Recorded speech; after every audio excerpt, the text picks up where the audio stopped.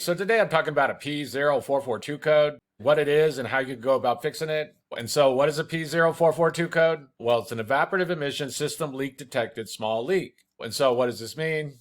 Well, basically vehicles have what's called an EVAP system that takes all the gas vapors from the gas tank and feeds them up to the engine to be burnt away so they don't escape into the atmosphere. But when you get this P0442 code, the computer's seeing that there's a problem inside the system, mainly that there's some kind of leak going on, and so it's going to be troubleshooted to know why. And these EVAP systems, they can be designed differently, components can be named differently, and the location of the components is going to change and things like this. So if you do go to work on your vehicle, it's a good idea to get a diagram for your particular vehicle. That way you know for sure what's going on. But the basics of how these systems work is that the gas vapors, they're going to leave the gas tank. They're going to go through a hose over to what's called a charcoal canister, which is like storage for the gas vapors. Either built into the charcoal canister or located right next to it is going to be what's called a vent valve. And the vent valve does different things. The computer can close it and test the system and be sure it holds pressure and things like this. A hose is going to leave the charcoal canister and it's going to go up into the engine compartment to what's called a purge valve. And the purge valve stays shut when the engine's not running. That way the gas vapors don't escape. But then when the engine is running, at some point, the computer is going to send the purge valve a signal to open, and then the gas vapors are going to go into the engine and be burnt away. And so that's a real basic overview of what's going on with the EVAP system. Like I said, if you are going to work on your EVAP system, it's a good idea to get a diagram for your particular vehicle. That way you know for sure what's going on.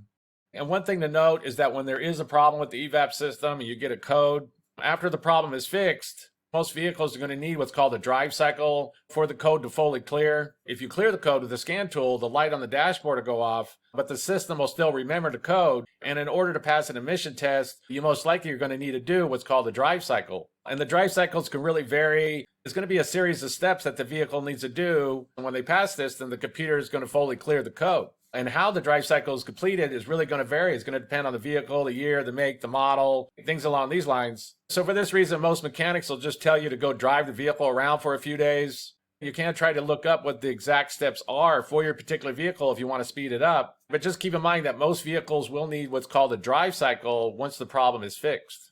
Oh, and so what would be some possible causes of a P0442 code? Well, the first thing that could cause this is a bad gas cap. The gas cap is a part of the EVAP system and it needs to seal correctly, or else when the computer does the test, it's going to see that there's a leak going on. This is going to include the new vehicles that don't have the gas cap, that have that flap inside there that seals up. This flap also needs to seal correctly, or else it's going to cause a leak, and that's going to cause problems. If you do have a regular gas cap, you can get a plastic bag and you double it up a bunch of times. Basically make like a temporary seal around it, clear the code, drive the vehicle around for like at least 2 or 3 days, and then see if everything clears. If everything does clear, then you know the gas cap is a problem, you know there's some kind of issue going on there. Also, if you do get a new gas cap, it's a good idea to get an OEM gas cap for your vehicle, because sometimes these aftermarket third-party gas caps, they don't seal correctly. But the first thing that could cause this is a bad gas cap. The next thing that could cause this is a bad purge valve. The purge valve is going to be located up inside the engine compartment somewhere. It's basically just a valve that just opens and shuts when the computer tells it to. These purge valves could get stuck shut or they could get stuck open.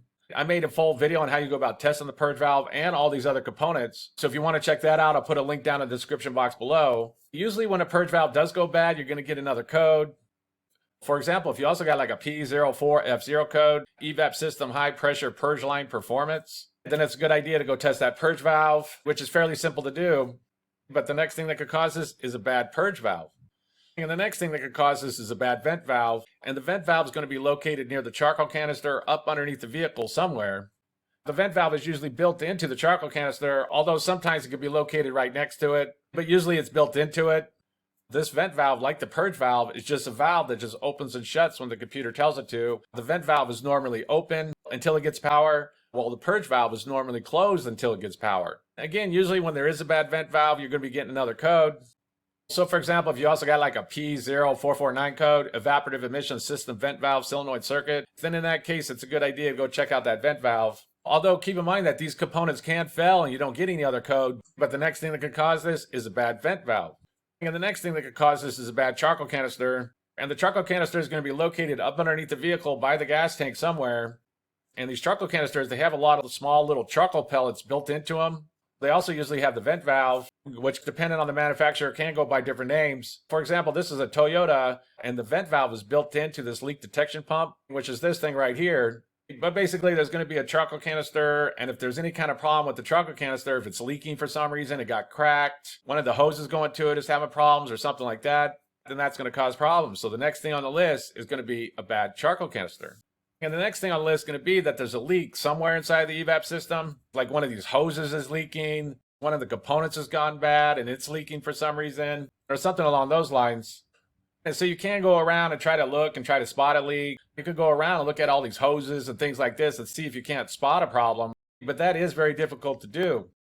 So for this reason, if you took it to a mechanic, what they would use is they use what's called a smoke machine. And basically these smoke machines, they feed smoke into the EVAP system, and then wherever the smoke comes out, they know where the leak's at and they're able to fix it. If you have an air compressor, these are fairly low cost items. You can also make these up yourself for like $4 or $5. There's a lot of YouTube videos out there on how you go about making up a smoke machine. If you do need one, I'll put a link down in the description box below. But basically you feed smoke into the EVAP system, and wherever the smoke comes out, you know where the leak's at.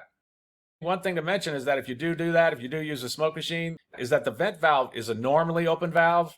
So that means when there's no power going to it, it's going to be open.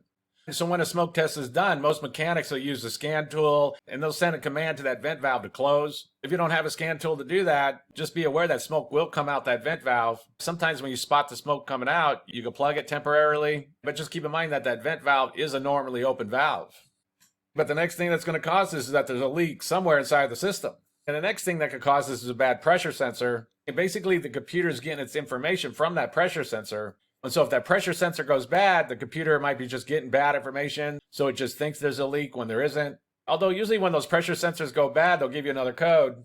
So for example, if you also got like a P0442, evaporative emission system pressure sensor switch low, then in that case, it's going to be a good idea to go check out that pressure sensor and test it and be sure that it's working correctly, because the next thing that could cause this is a bad pressure sensor.